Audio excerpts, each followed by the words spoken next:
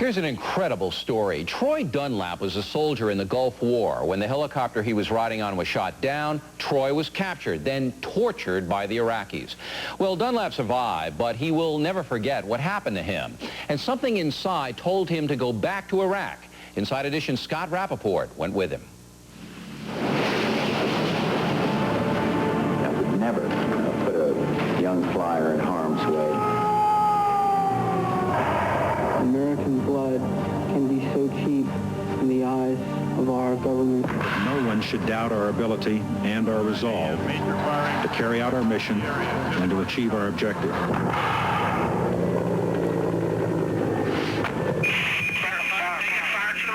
4 years ago, at the height of the Gulf War, several American helicopters flew into Iraq on a rescue mission. This exclusive audio and videotape captures the horror of nearby American pilots as they watched one of their own shot down by enemy fire. Come on, they took him. Hey, he's gone, man. Phil took his. He's all in pieces back there. You gotta go help him, David. I swear to God, the aircraft is total gone. That thing just went into the dirt at 100-something knots, and it is all over the place. There were 8 American soldiers on board, among them 20-year-old Sergeant Troy Dunlap. The Army told his mother he was killed instantly. They just said that he had been shot down and that it was a ball of flames and there's no survivors. Troy was dead. They said that they had his body and they had his dog tags and that a positive identification had been made, and it was Troy. I asked him, "Are you sure?" I guess it was just, hoping. Maybe there was a mistake. And he said, no, there was no mistake. We started planning his funeral. I was devastated. It just felt like part of me died. I was alive. I was captured. I was an American service member in the hands of the enemy. I think about it every day. Thus began a chain of events that would forever change a young man's life. Troy Dunlap quite literally had been left for dead by his comrades and his country in enemy territory. Bleeding and in shock, he was then taken prisoner by the Iraqis. The Army calls it an honest mistake, but there is no mistaking what would happen next. Army personnel then told Troy's mother her son was dead, told her his body had been positively identified and that his remains had been recovered. The Army tells us that was a system mistake. But a mistake nonetheless that would cause Troy's mother untold heartache and confusion for 5 days. Because just a few days after the Army told her he was dead, they told her he was missing in action. And then they told her he was a prisoner of the Iraqis. Now, 4 years later, still angry over his abandonment and consumed with guilt for having survived a crash that killed his buddies, Sergeant Troy Dunlap has returned to Iraq to find answers and an ending to his nightmares. What is it like coming back to Iraq? It's lonely.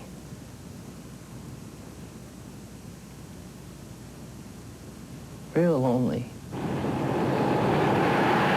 Our journey through Iraq took us from the capital of Baghdad to just outside of Basra in the south, the area hit hardest during the Gulf War, and the same place where Troy Dunlap's chopper was shot down. All of a sudden, we started taking hits. I threw myself back against the door.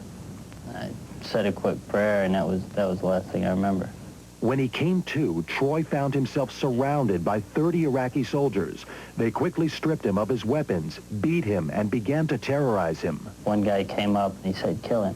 He pulled the trigger and it was a dry fire. Did you ever think you'd get out of this area alive? No, I never did. And now you're back here. What are you feeling? I don't know. I don't know if it's a sense of relief or closure or if it makes me more angry. Angry, we were to learn, not so much at the Iraqis for the torture he endured while being held at this prison, but for the guilt he would begin to feel for having survived a crash that killed 5 of his friends. And what will probably always bother me, did any of the people that were on my aircraft survive?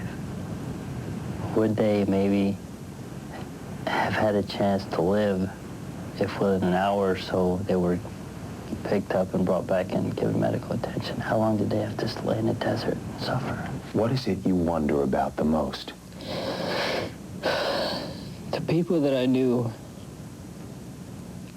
in other units.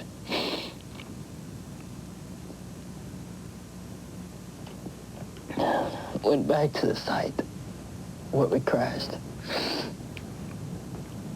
And they told me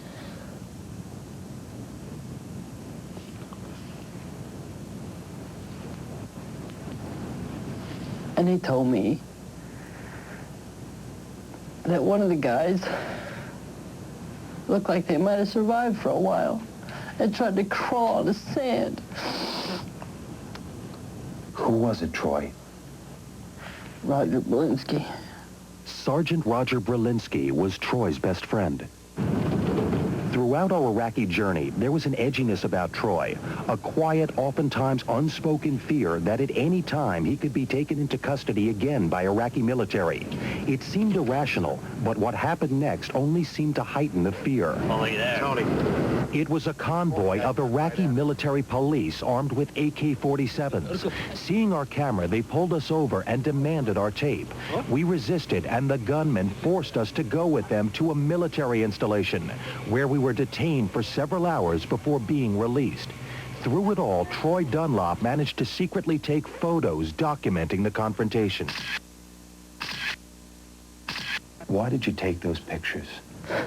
I think I was thinking the worst.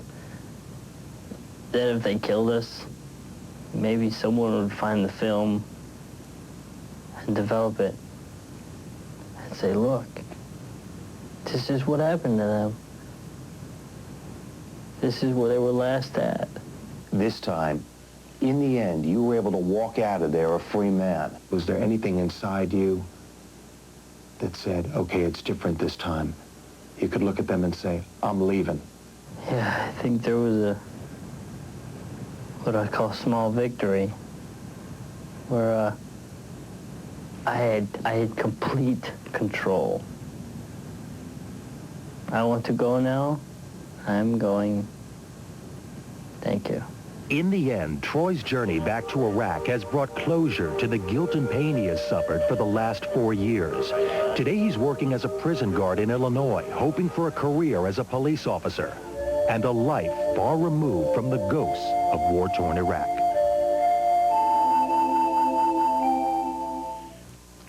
Good piece, Scott. How did the Iraqis react to you as an American?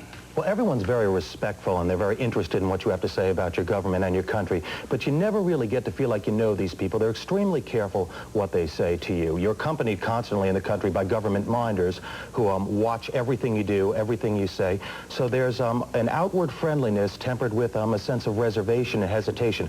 Obviously, they are extremely pro-Iraqi, pro-government, pro-Saddam, but when you start talking to some people on the QT, they'll tell you they're not very pleased with the government. They're afraid to say that, though. Okay, Scott, thanks for that report.